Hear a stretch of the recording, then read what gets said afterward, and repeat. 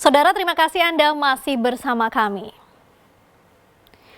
Saudara mengaku kesal tak masuk daftar penerima BLT, seorang pria di Jember nekat mencuri hampir 6 kuintal beras bantuan pemerintah yang disimpan di balai desa. Penangkapan pelaku diwarnai tangis histeris keluarga.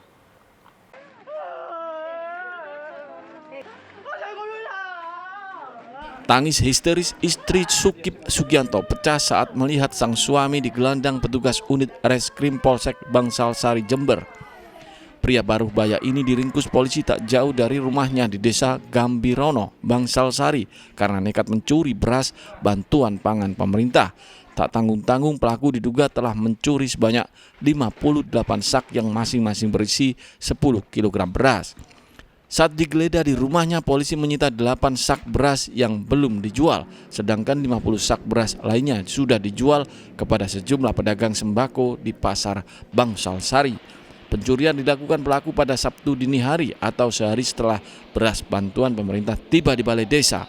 Kepada polisi, tersangka mengaku nekat mencuri karena kesal tidak dimasukkan dalam daftar penerima bantuan langsung tunai.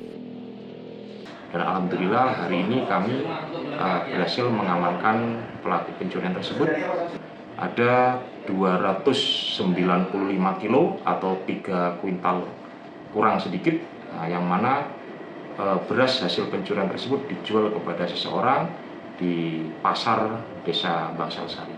Motifnya setelah kami tanyakan kepada pelaku, yaitu dia merasa sakit hati yang biasanya dia mendapat jatah pembagian beras bantuan tersebut, namun sudah beberapa bulan ini dia tidak mendapatkan jatah pembagian beras tersebut sehingga dia melakukan pencurian beras bantuan BLT tersebut.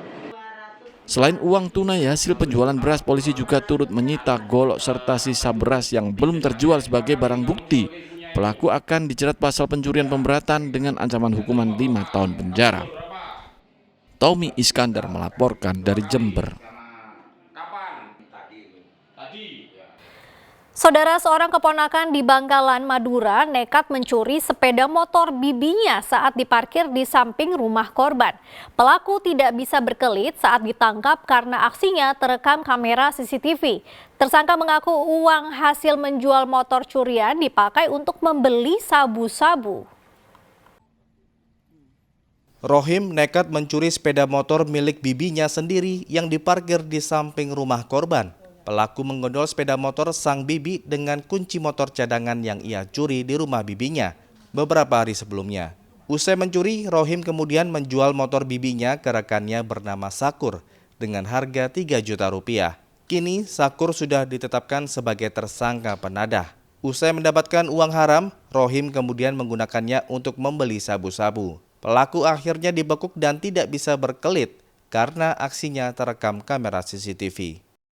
CCTV dari rumah korban, sehingga dari CCTV itu dapat dikenali ciri-ciri fisik maupun ciri-ciri lain yang ada pada pelaku, sehingga pada waktu yang bersamaan juga dilakukan penangkapan terhadap saudara pelaku ini, sehingga didapatkan informasi bahwa motor tersebut dijual kepada orang lain.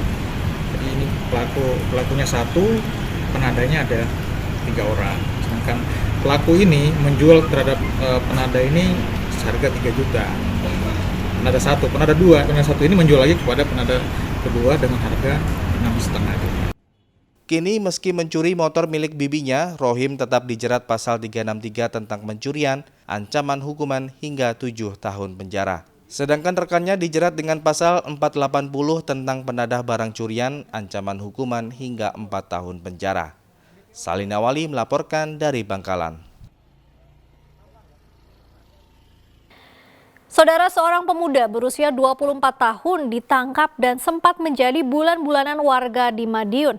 Pelaku diduga menyelinap masuk areal pondok pesantren dan mencuri 2 ponsel milik santri pada dini hari.